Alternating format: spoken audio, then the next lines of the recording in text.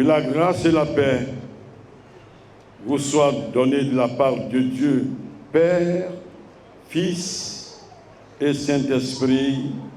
Amen.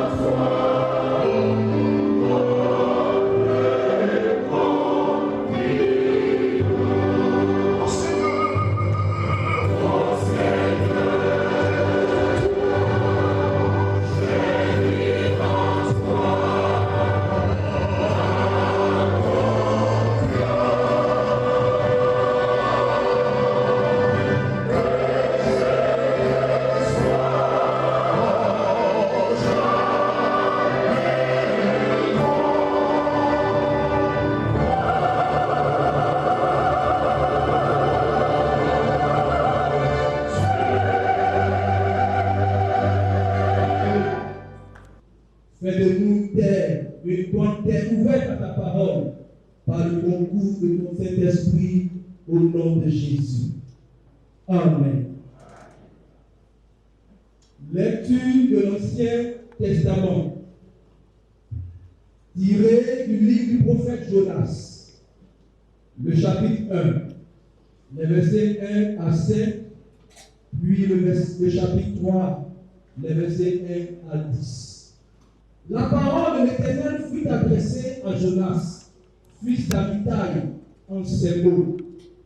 Lève-toi, va à Ninive, la grande ville, et crie contre elle, car sa méchanceté est montée jusqu'à moi.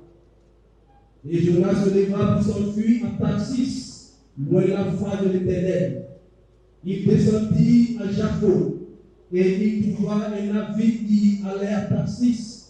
Il paya le prix du transport et s'embarqua pour aller avec les passagers à Tarsis, loin de la face de l'Éternel.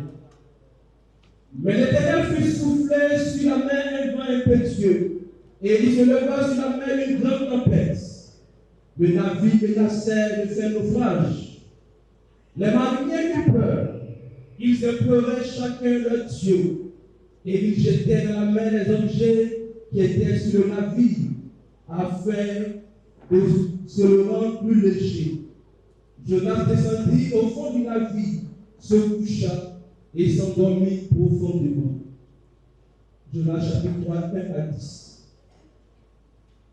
La parole de l'Éternel fut adressée à Jonas une seconde fois, en ces mots. Lève-toi, va à Ninive, la grande ville, et proclame-y la publication que je te donne. Et Jonas se leva et alla à Ninive selon la parole de l'Éternel. Or, Ninive était une très grande ville de 3 jours de marche. Jonas fut d'abord dans la ville une journée de marche. Il criait et disait, encore un jour, et Ninive est détruite. Les gens de Ninive crurent à Dieu. Ils publiaient un jeûne et se revêtirent de sacs depuis les plus grands jusqu'aux plus petits. La chose parvint au roi de Ninive.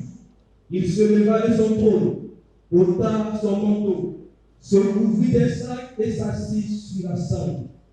Et il fut fait dans Ninive cette publication par ordre du roi et de ses grands.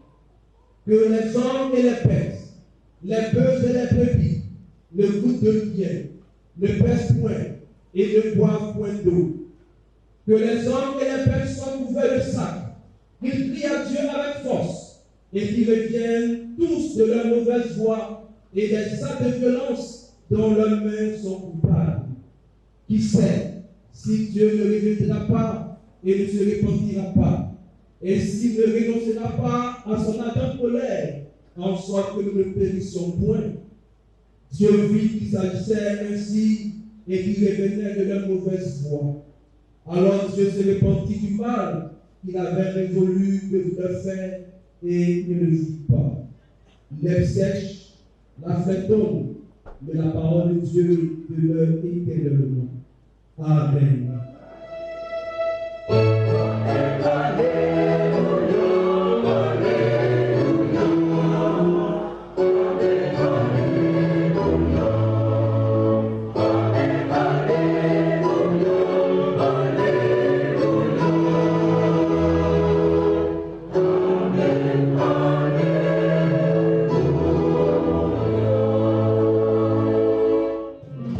Jésus est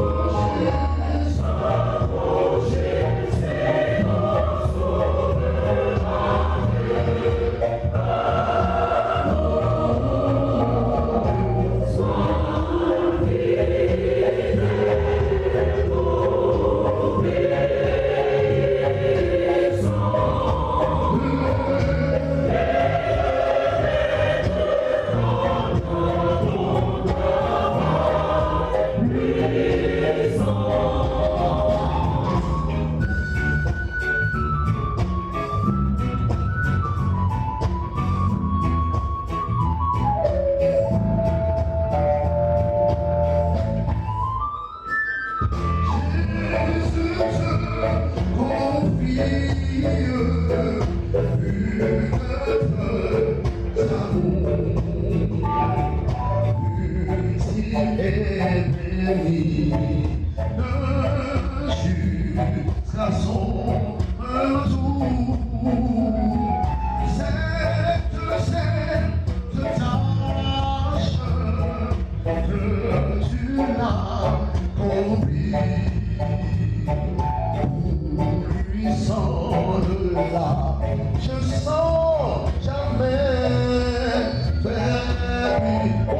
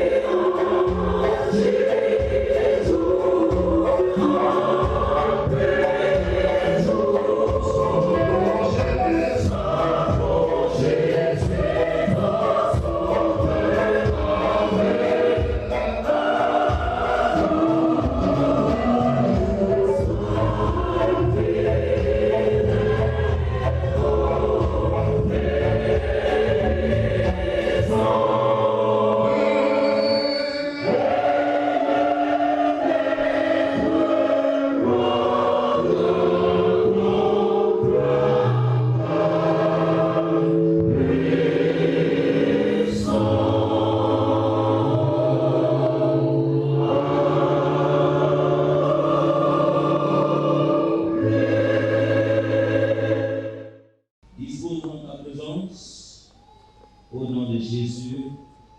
Amen. Bien-aimés frères et sœurs dans le Seigneur, recevez nos chaleureuses et fraternelles salutations en Christ Jésus, notre Seigneur. À vous, chers invités, tout protocole respecté, qui nous faites l'insigne honneur de rehausser de votre présence l'envergure de ce culte. Nous vous disons le traditionnel Fotamana, la bienvenue au temple Bethel de Korogo. Je prie que ce jour du 5 novembre 2022 proclame l'équilibre et la stabilité sur vos vies, sur la vie de l'Église tout entière et sur le pays. Amen. Nous venons de lire 2 portions des Saintes Écritures tirées du livre prophétique de Jonas. Jonas 1, verset 1 à 5, puis le chapitre 3, le verset 1 à 10.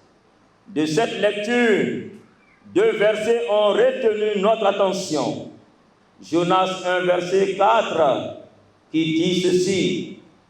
Mais l'Éternel fit souffler sur la mer un vent impétueux, et il s'éleva sur la mer une grande tempête.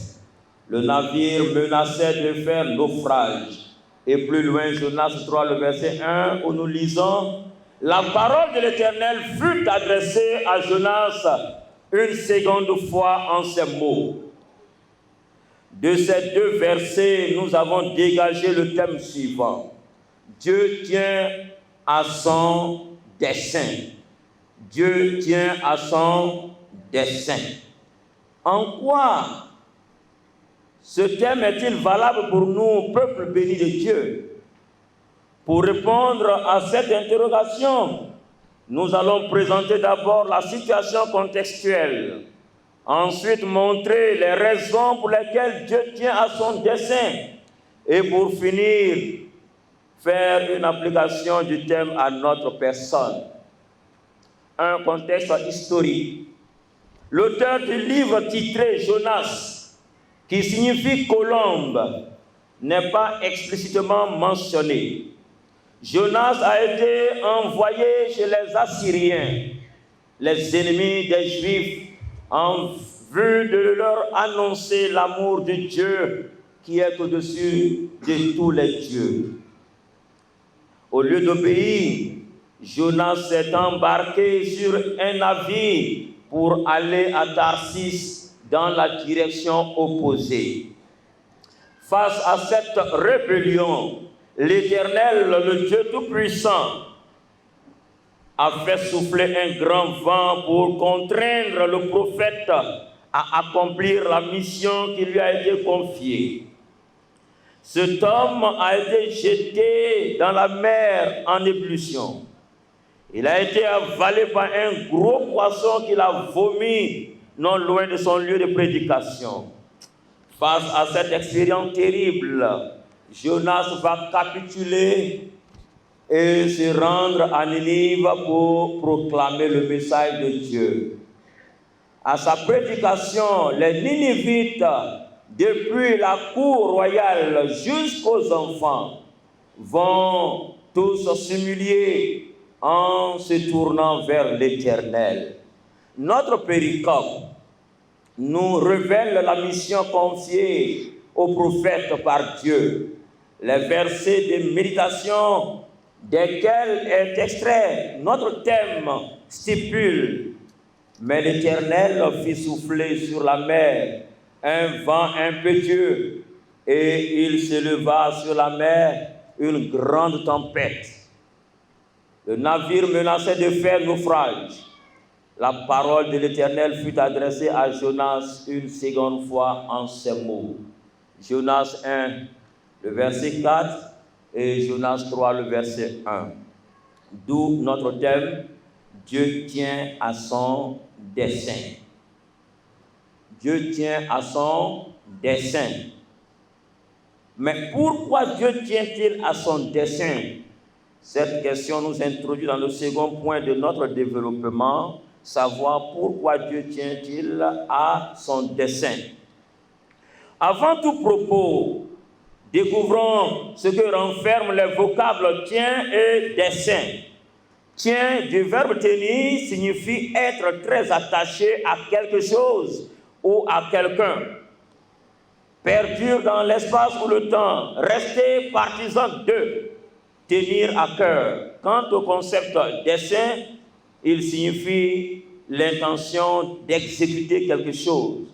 Il a pour synonyme plan, projet, intention, résolution, désir, volonté. En ce jour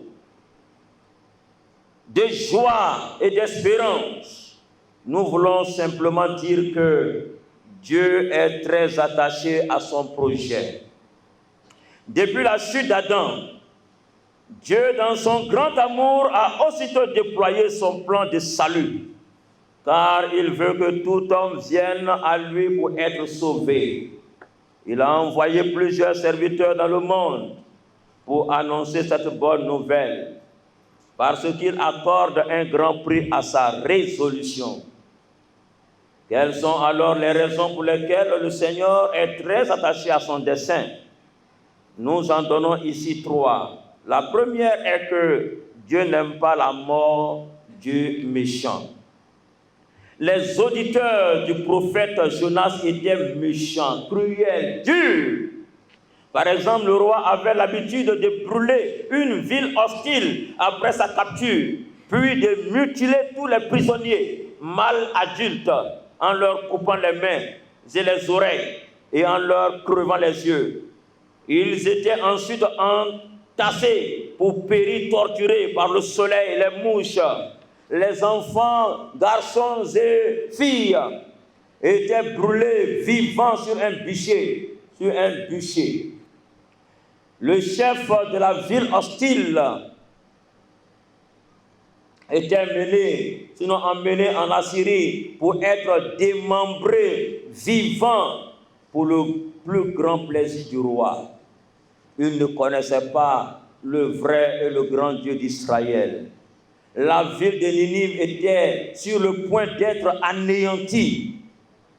Comme le Seigneur n'aime pas la mort du pécheur, comme il n'aime pas que le méchant périsse, il a donné une dernière occasion aux Ninivites pour se repentir, pour être sauvés. Dieu a alors mandaté Jonas pour les avertir. C'était une mission de grâce qui n'avait pas pour objet la destruction de la ville, mais son salut. À travers cette mission, Dieu voulait donner un signe de l'étendue de son amour pour les hommes. C'est une sorte de jalon qui indiquera l'étendue géographique de la grâce et de la profondeur du pardon. La deuxième raison pour laquelle Dieu tient à son dessein, c'est sa détermination lorsqu'il se sert même des éléments de la nature pour soumettre le missionnaire rebelle et endurci. Pour marquer son désaccord en ce qui concerne le dessein de Dieu, Jonas a choisi de fuir à l'autre bout du monde en prenant la direction opposée. Mais Dieu tenait tellement à l'accomplissement de son plan de salut envers les Ninivites qu'il a employé des moyens exceptionnels pour atteindre son but. Toute la création y a alors participé. Le vent a soufflé pour empêcher Jonas de s'enfuir. L'Éternel a fait venir un gros poisson qui a englouti le missionnaire, et il a passé 3 jours et 3 nuits dans le ventre de cet animal. L'Éternel a parlé au poisson et le poisson a vomi Jonas sur la terre.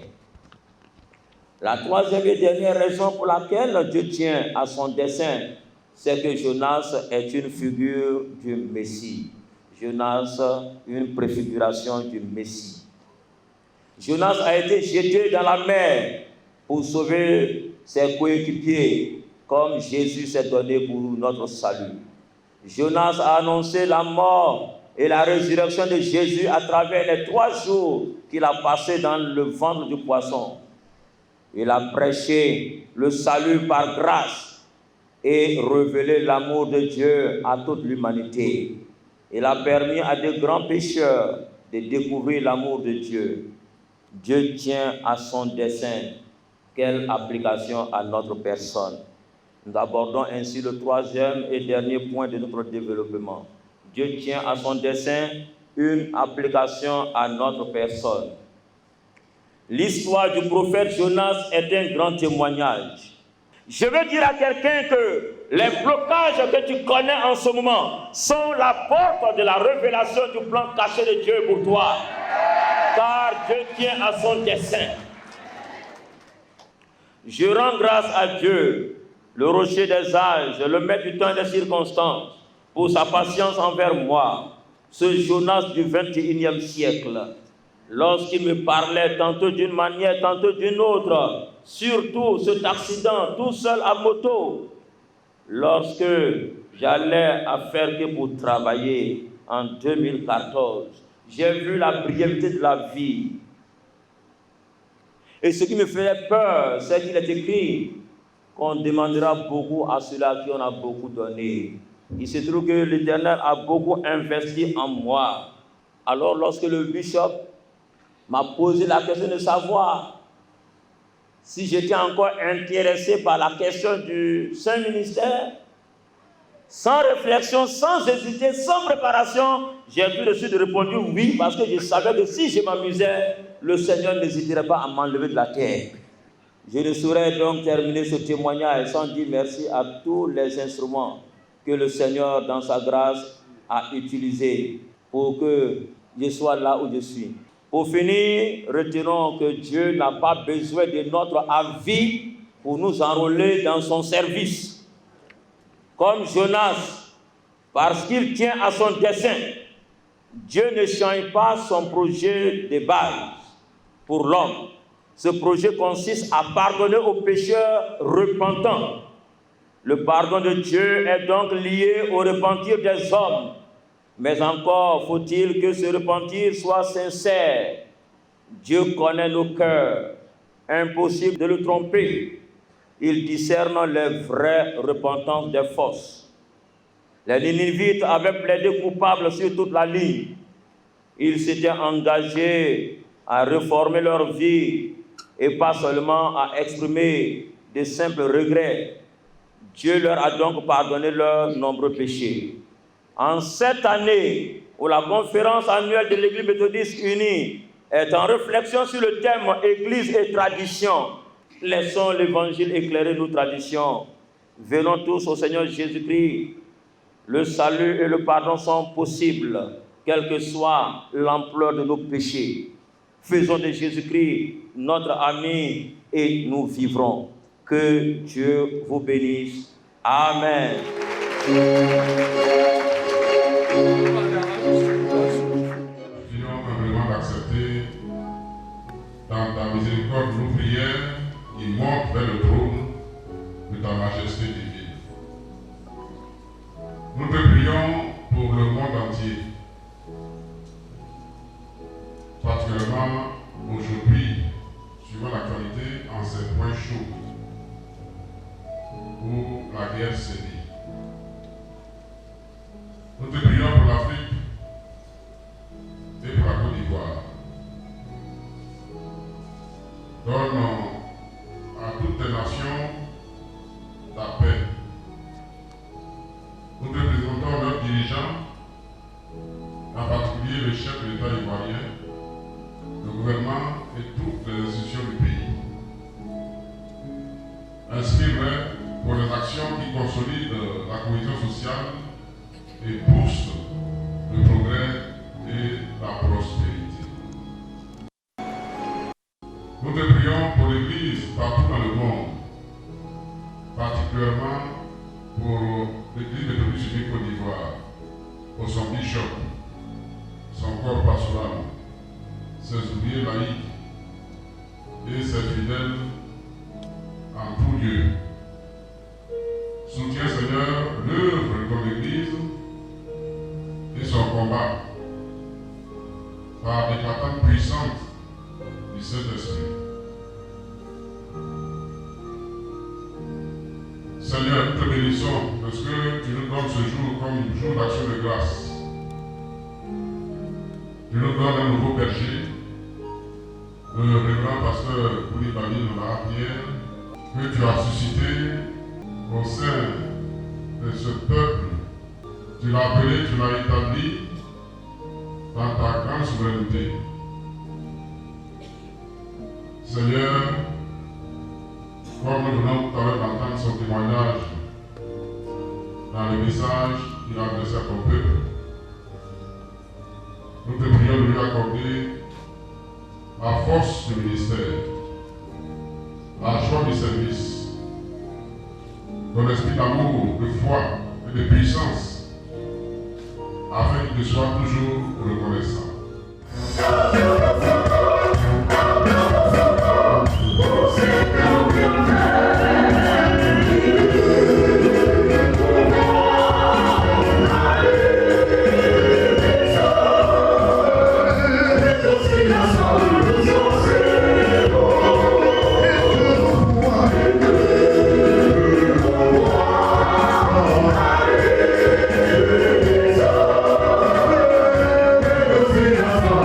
Você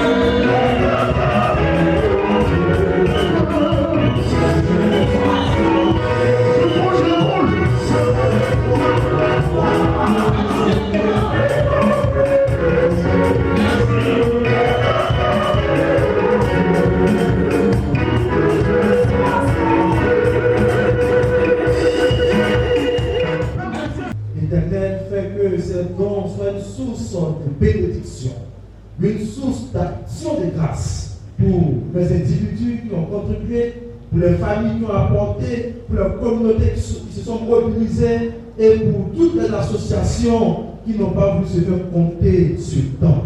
Merci de déverser sur chacun de nous tes infinies et immenses richesses pour la gloire de ton Seigneur, par Jésus-Christ, notre Seigneur et notre Sauveur. Amen.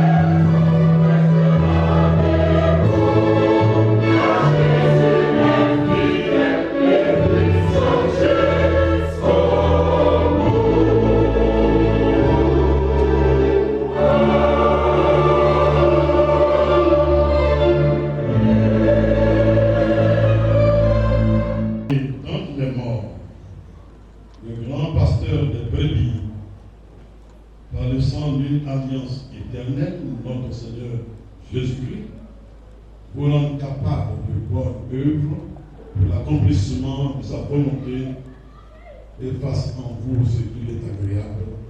Par Jésus, notre Seigneur et notre Sauveur. Frères et sœurs, allez dans la joie, dans la paix de notre Seigneur Jésus-Christ. Amen.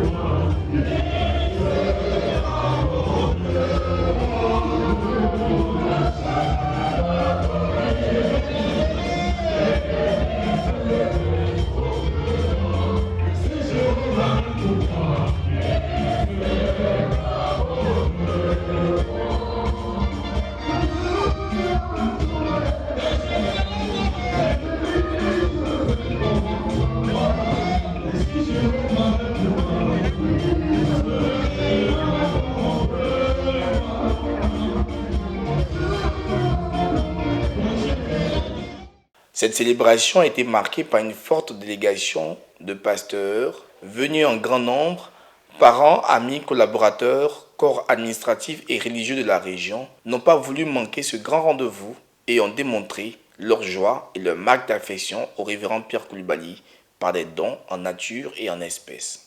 Nous sommes très touchés de voir que tout ce monde est venu de tous les 4 coins cardinaux du pays pour nous soutenir, ça nous fait chaud au cœur. Alors, pour notre région, avoir un pasteur, de surcroît le tout premier pasteur sénéfaux, c'est un défi qui est relevé, mais ce qui reste à faire encore grand parce que cela ne doit pas s'arrêter à notre seul niveau. Il faut qu'il y ait d'autres vocations parce que nous assistons de plus en plus encore à une résurgence des coutumes, des traditions. Beaucoup de jeunes aujourd'hui ont tendance à retourner encore au poro. Donc nous avons du pain sur la planche et nous devons travailler. Le défi est grand. Nous avons besoin de la prière des uns des autres et que le Seigneur nous soutienne. Il a dit que quiconque invoquera le Seigneur sera sauvé. Mais comment invoqueront-ils un Dieu en qui ils n'ont pas entendu parler? Et comment en entendront-ils parler s'il n'y a personne qui prêche? Et comment y aura-t-il des prédateurs s'ils ne sont pas envoyés? Au niveau de Korogo, nous avons 3 secteurs missionnaires. Il y a le secteur missionnaire de Korogo, le secteur missionnaire de Ferke et le secteur missionnaire de Bundiali. Pour l'instant, de façon globale, on peut compter une vingtaine d'églises dans le district missionnaire de Korogo. Le territoire est vaste, mais il n'y a pas encore de bornes. Et nous travaillons à ce que le peuple autochtone soit vraiment touché, gagné par le Seigneur à travers l'Église méthodiste unie. Chaque année, nous faisons des campagnes d'évangélisation, mais ici, il y a une particularité sociologique. quand un temple est bâti, c'est suffisant pour que les gens aillent à l'église, sans toutefois qu'on vienne vers eux pour pouvoir évangéliser. Donc une stratégie serait de faire en sorte que des temples soient bâtis dans les localités où déjà il y a des noyaux de méthodistes.